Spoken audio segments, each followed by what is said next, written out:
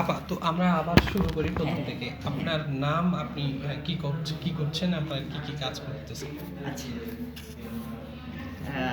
আমার নাম পারভিন আক্তার। আমি গাজীপুর সিটি কর্পোরেশনের সাবেক কাউন্সিলর ১, ২, ৩ নং ওয়ার্ডের। তো আমি আসলে রাজনীতিতে খুব অল্প সময়, অবশ্য যদিও আমি ১৩ সাল থেকে আমি রাজনীতিতে এসেছি। তো রাজনীতিতে আসার পর থেকে আমার যেটা একসময় স্বপ্ন ছিল যে সমাজের কিছু ভালো কাজ করব, সমাজের মানুষের কিছু উপকারে আসতে পারি যদি কখনো। তো যতটুকু করেছি, যতটুকু পারছি আল্লাহর রহমতে, আশা করি যে কিছুটা হলেও মানুষের উপকারে আসতে পারছি আমি। আচ্ছা। বিশেষ করে আমাদের সমাজে হচ্ছে কিছু নিরীহ মানুষ আছে, কিছু হচ্ছে অবহেলিত মানুষ আছে, কিছু হচ্ছে আপনার যেহেতু আমাদের এই এলাকাটা হচ্ছে গার্মেন্টস শিল্প এলাকা, এখানে ৬৪টা জেলা থেকে আপনার মানুষজন এসে বসবাস করছে। যেমন এই যে শিশুদেরকে নিয়ে আপনারা যে কাজটা করে থাকেন, শিশুদের সচেতনতামূলক কিছু কাজ করে থাকেন। তো এগুলো আপনাদের সাথে আসলে যুক্ত হয়ে আমি প্রায় বছর ২-৩ হবে আমি এটার সাথে জড়িত আছি আপনাদের সাথে।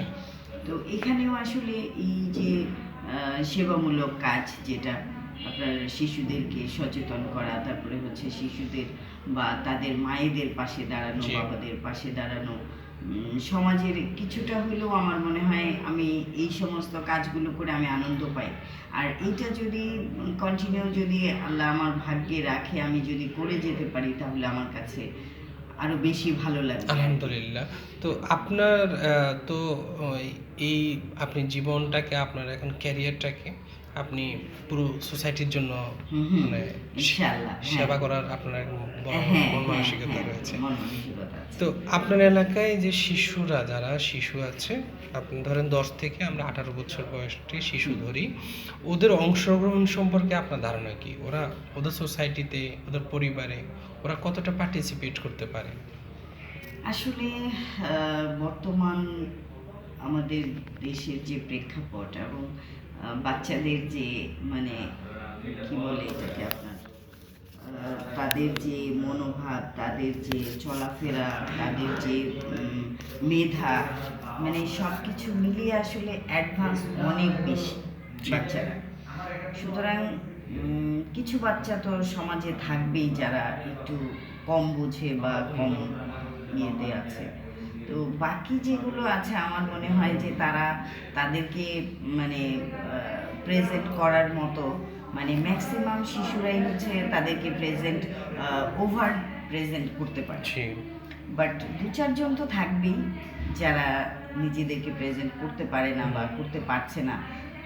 এই শিশুগুলো হয়তো আমাদের সমাজে আজকে পিছিয়ে আছে আর কি। তো আপনার কি মনে হয় কোন বয়স থেকে শিশুরা সিদ্ধান্তে যুক্ত হওয়া উচিত? ডেফিনেটলি ১৮ বছরের নিচে হইতে হবে মেয়েদের ক্ষেত্রে, এবং ছেলেদের ক্ষেত্রে ডেফিনেটলি ২২ বছর হইতে হবে। তাহলে মনে হয় বাচ্চারা যদি কোনো সিদ্ধান্ত নেয়, আমার মনে হয় যে সেটা একদম পরিপক্ক হবে না, হয়তো কিছুটা সিমিলিয়ার রেখে সমাজে করতে পারবে আর কি, পার্টিসিপেট করতে পারবে। কোন ক্ষেত্রে আপনি শিশুদের মতামত গ্রহণ করেন আপনার? আসলে শিশুদের মতামতের এখানে আপনারা যে কাজগুলো করছেন শিশুদেরকে নিয়ে, এগুলোর মধ্যেই যদি তারা সীমাবদ্ধ থাকে বা তাদের মতামতটা প্রকাশ করে, আমার মনে হয় এইটাই তাদের জন্য বেস্ট। আর এর উপরে গিয়ে মনে হয় পড়াশোনা ছাড়া আর কোনো বিষয়ে তাদের মানে নিজেকে জড়ানো বা উপস্থাপন করা অথবা করা, এটা থেকে মনে হয় বিরত থাকাই ভালো। আপনি কি কখনো এরকম শিশুদের সাথে সিদ্ধান্ত গ্রহণ করছেন? যে শিশুদের সাথে সিদ্ধান্ত আমার ওইভাবে গ্রহণ করা হয় নাই। যেমন আমি যেটা করে থাকি, যে অনেক সময় হয়, এটা আমার জায়গা থেকে আমি বলি, যেমন ধরেন বাচ্চারা, আমি রাজনৈতিক ব্যক্তি, আমি হয়তো মাঠ পর্যায়ে কাজকর্ম করি, আমি রাজনীতি করি, সেক্ষেত্রে হয়তো আমার এরকম হয় যে আমি একটা প্রোগ্রামে গেলাম, হয়তো বাচ্চারা আমাকে পেয়ে খুব আনন্দিত হয়ে বলতেছে যে আপা বা আন্টি বা ম্যাডাম, আমরা খেলার জন্য এই চাই ওই চাই, অথবা আমাদের পড়াশোনার জন্য একটু এইটা দরকার ওইটা দরকার। যখন এই সমস্ত ভালো যে ইয়েগুলো আছে তারা যদি আমার কাছে আবদার করে বা বলে, ডেফিনেটলি আমি চেষ্টা করি আমার জায়গা থেকে যতটুকু মানে আমার সাধ্য অনুযায়ী তাদেরকে সহযোগিতা করার এবং পাশে থাকার।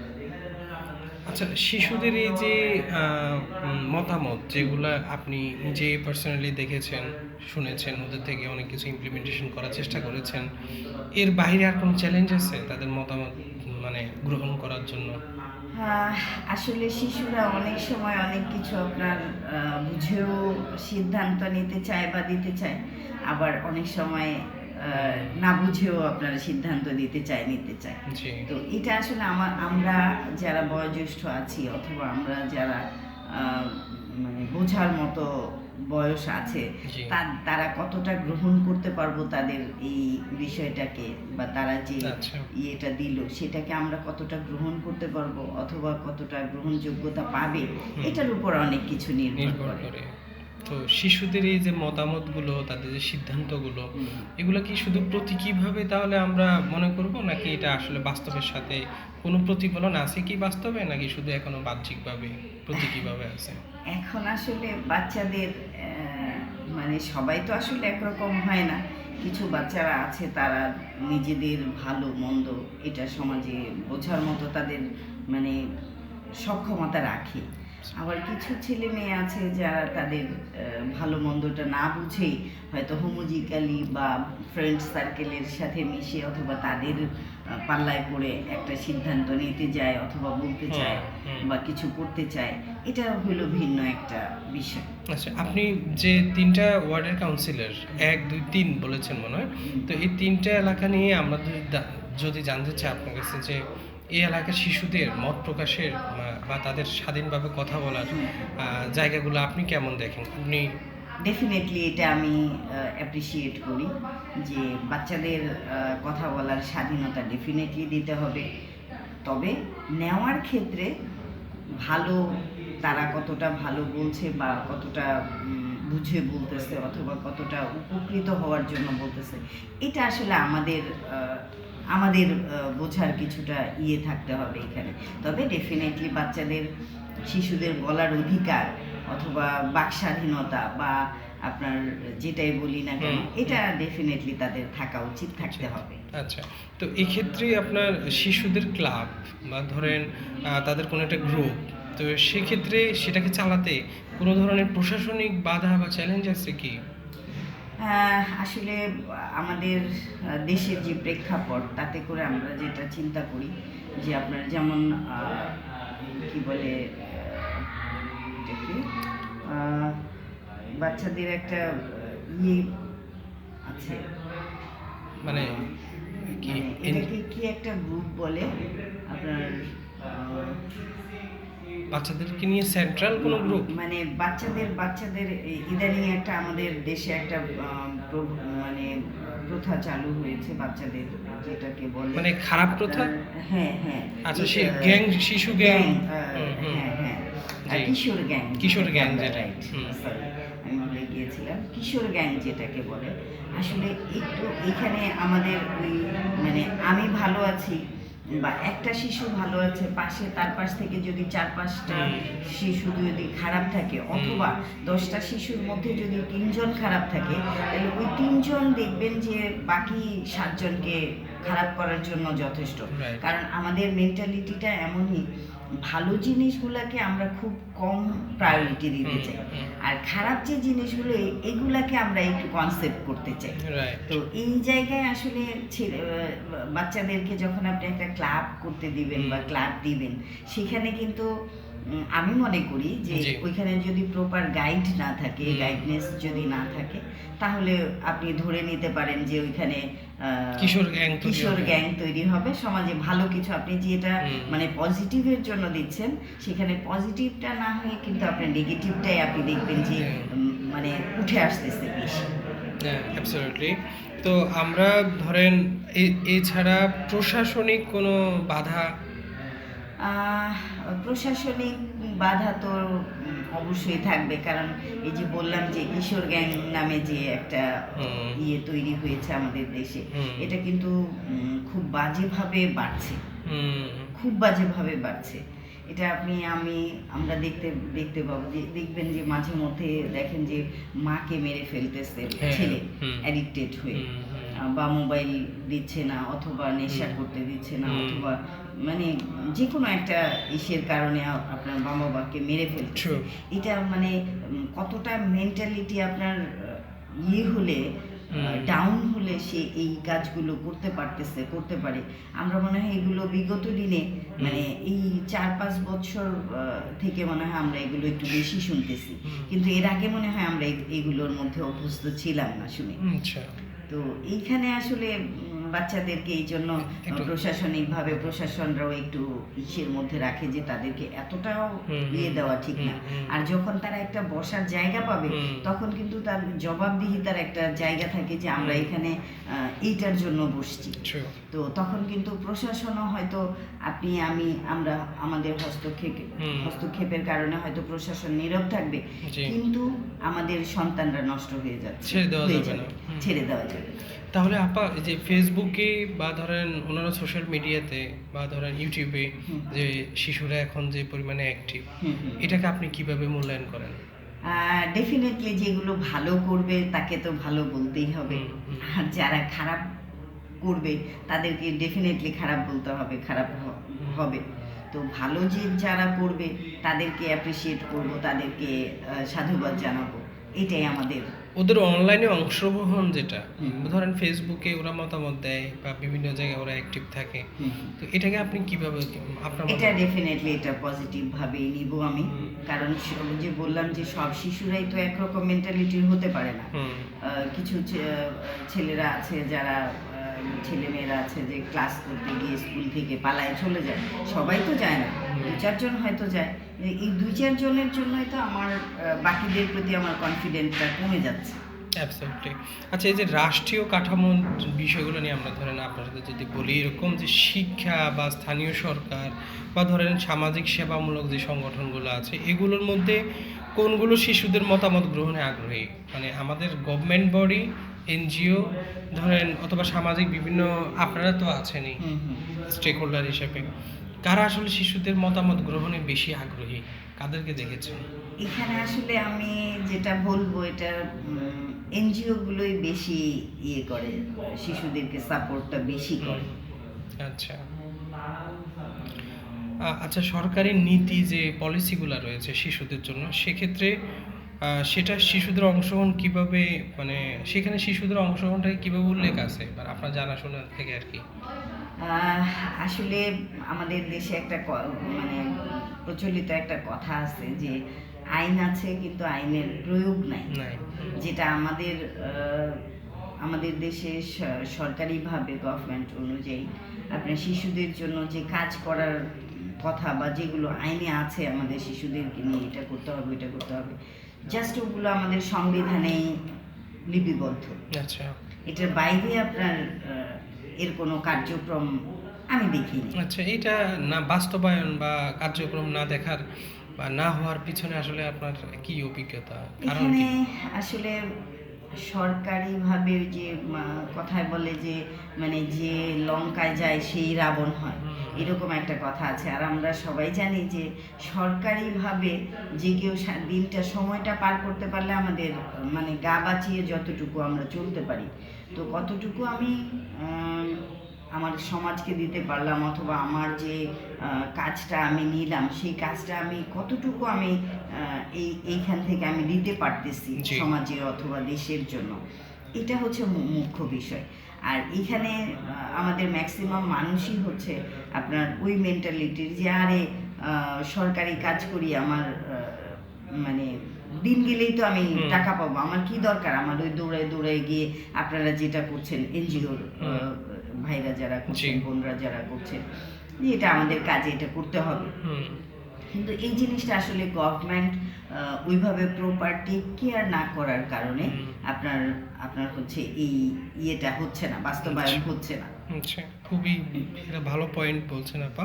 আপা, আপনার এলাকায় শিশু মানবাধিকার রক্ষাকারী, আমরা জানি হিউম্যান রাইটস ধরো অনেকগুলো এনজিও, সরকারি কর্মকর্তারা অনেক জায়গায় আছে মানবাধিকার রক্ষা করার জন্য। তো শিশুদের মানবাধিকার কোনো সংস্থা বা কোনো মানবাধিকার রক্ষাকারী, মানে আমরা ধরেন যে রাইটস ডিফেন্ডার বলি, সেগুলো আছে কি আপনার কমিউনিটিতে, এলাকায়? আছে, সেটা এই যে মানে আমি দেখেছি যেমন হিউম্যান রাইটস, এর আগে যতই দেখেছি অনেকগুলো এনজিও দেখেছি যেখানে শুধুমাত্র স্বার্থান্বেষী একটা মহল, যারা তাদেরকে নিজেদেরকে মনে করে যে আমরা এখানে এই কাজের জন্য যাব, আমরা এই কাজের জন্য নিহিত, বাট সেই কাজটা আপনার একটা গিভ অ্যান্ড টেকের মাধ্যমে গিয়ে মানে তারা নিজেদের পথভ্রষ্ট হয়ে মানে ওই নিজেদের কাজগুলোকে ফেলে দেয়, মানে এক সাইড করে রেখে তাদের স্বার্থ হাসিলের জন্য তারা যেভাবে চলতে পারে সেভাবে চলে।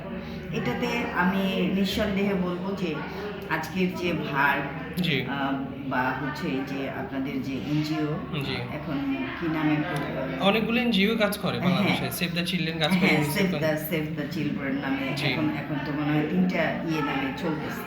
তো এইটাকে দেখলাম যে মানে আমার দেখা আর কি, মানে যতগুলো এনজিও দেখেছি অথবা হিউম্যান রাইটস অথবা শিশুদেরকে নিয়ে যারাই কাজ করে, তারা মুখেই মানে তাদের সংবিধানগুলো থাকে, তাদের খাতাপত্রের মধ্যে এই সংবিধানগুলো থাকে, কিন্তু মাঠ পর্যায়ে এগুলোকে আপনার ছড়ানোর মতো বা তাদের প্রয়োগ করার মতন আসলে আমি কাউকে দেখিনি। তো সেক্ষেত্রে যারা একটা কাজ করে, টুকটাক যারা কাজ করে, মানে রাইটস ডিফেন্ডার যারা, মানবাধিকার রক্ষাকারী যারা আর কি, আপনিও হতে পারেন মানবাধিকার রক্ষাকারী, আপনি তো অনেক কাজ করেন এই লেভেলে। তো এরকম যারা কাজ করে আপনার সাথে বিভিন্ন প্রতিষ্ঠান কাজ করে, ব্যক্তি কাজ করে, তাদের আসলে কি ধরনের ঝুঁকি আছে সোসাইটিতে, এই এলাকায়? আসলে সব জায়গায় তো ভালো মন্দ মিলিয়েই মানুষ থাকে। যখন দেখা যাবে যে আমার কথাই আমি বলি যে আমি হয়তো এটা চিন্তা করতেছি যে একটা অনৈতিক কাজ হয়েছে শিশুদের বিষয়ে, আমাকে হয়তো আমি এলাকার মাথা হিসেবে অথবা আমি একজন জনপ্রতিনিধি হিসেবে আমার কাছে হয়তো কেউ আসলো, এই বিষয়টা আমি হয়তো ফিনান্সিয়াল কিছু মানে লোভের কারণে আমি হয়তো আমার রাস্তা থেকে সরে আসছি। আচ্ছা, যখন আমি সরে আসছি তখন তো ডেফিনেটলি আপনার ওই যে ভিকটিমটা, সে তার প্রপার যে মানে কি বলে আইনি অধিকারটা অথবা তার যে সামাজিকভাবে তার যে বিচারটা অথবা তার যে আদৌ তার যে প্রাপ্যটা সে তো পাচ্ছে না। আমি তো দিতে পারছি না, আমি তো দিতে পারলাম না।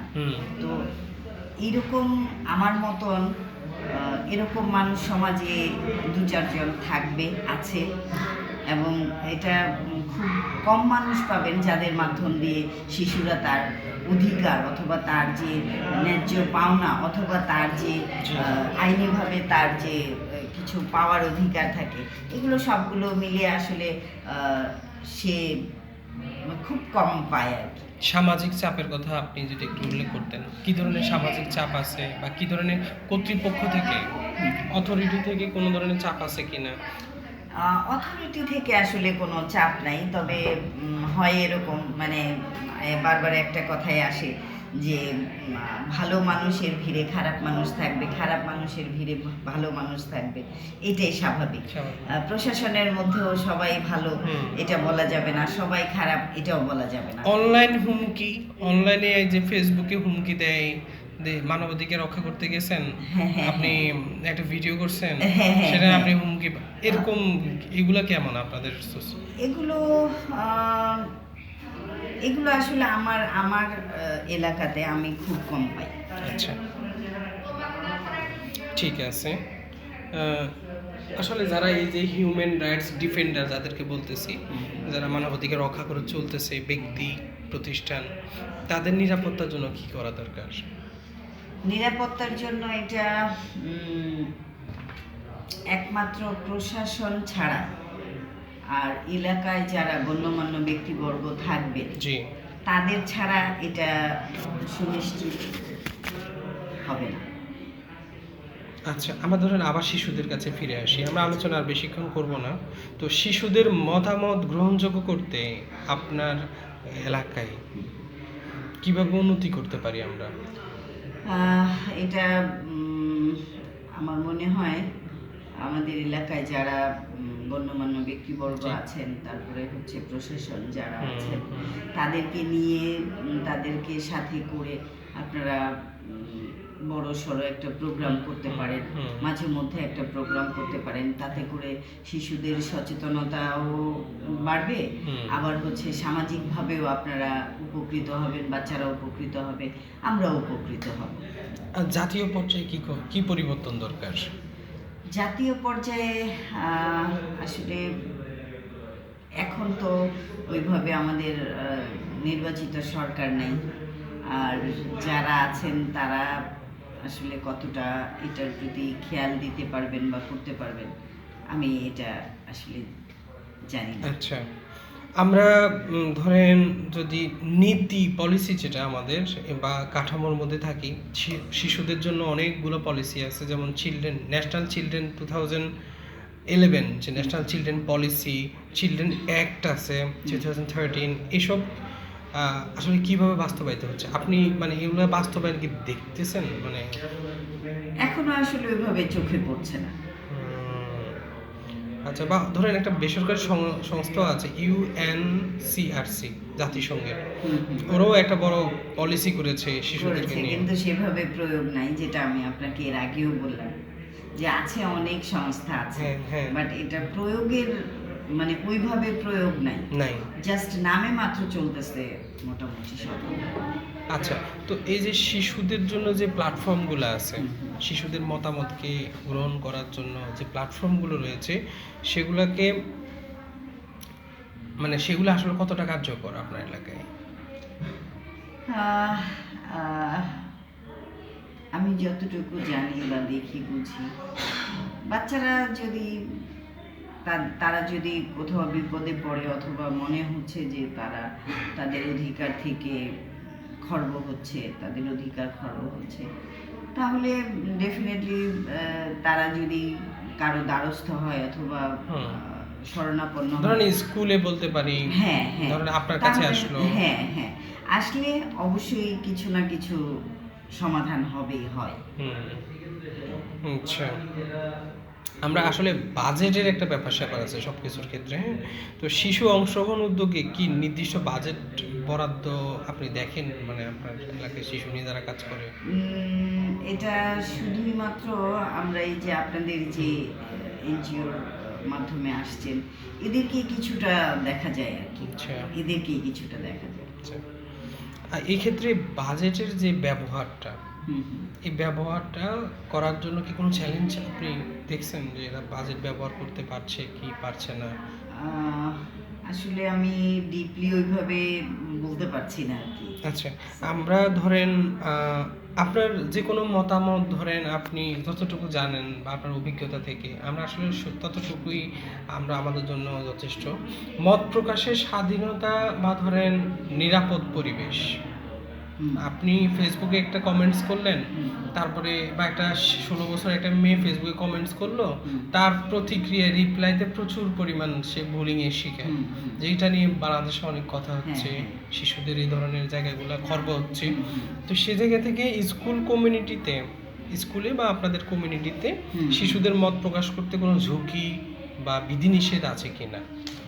আপনি আপনি না, আমার চোখে পড়ে না। আচ্ছা, অনলাইনে যে বিষয়টা বললাম, ফেসবুকে বা টিকটকে, হুম। এই নিরাপত্তা ও ডিজিটাল অংশগ্রহণ নিয়ে আহ, সরকারের অবস্থান কি? সরকারের অবস্থান আসলে এখন ওইভাবে তো দেখছি না। আচ্ছা, আমরা আলোচনার একদম শেষ প্রান্তে। আমরা আপনার আপনি কিছু বলতে চান কিনা এর বাইরে, শিশুদেরকে নিয়ে আপনার কোনো মতামত আছে কিনা? মতামত তো ওই যে বলেই থাকি যে শিশুদেরকে আরো ব্যাপক ব্যাপক আকারে জি ওদেরকে প্রোগ্রাম করে বা তাদেরকে যেভাবে হোক তাদের দ্বার প্রান্তে পৌঁছে দিতে হবে, তাদের অধিকারগুলো কি, তাদের যে মত প্রকাশের স্বাধীনতা আছে জি। এটা তাদেরকে পৌঁছে দিতে হবে, তাদের যে অধিকারগুলো জি। কি অধিকার তারা পাবে বা পাওয়া উচিত, এগুলো তাদেরকে ব্যাপক আকারে একটু প্রচার হলে আমার ওদের মনে ওদের হয়- নলেজে দিতে হবে। হ্যাঁ হ্যাঁ হ্যাঁ আচ্ছা আর একটু প্রচারটা প্রসার করতে হবে, আচ্ছা প্রচারটাকে আরো প্রসার করতে হবে। প্রচারে প্রসার। হুম, হুম। আপা আপনার এই যে সকল মূল্যবান যে মতামত দিয়েছেন আপনার অভিজ্ঞতা থেকে আপনি আমাদের সাথে যেটা শেয়ার করেছেন, আপনার এই মূল্যবান মতামত ও আপনার সকল ধরনের শব্দ এবং কথা সেন্টেন্স সব কিছুর জন্য আপনাকে অনেক ধন্যবাদ। আশা করছি আপনি সুস্বাস্থ্য ভালো থাকবেন, আপনার দীর্ঘায়ু কামনা করি। আপনাদেরকেও ধন্যবাদ, আপনারাও ভালো থাকবেন, দোয়া করবেন। জি আসেন আপা, সামনে। ভাইয়া রেকর্ডিংটা একটু সেভ দেন।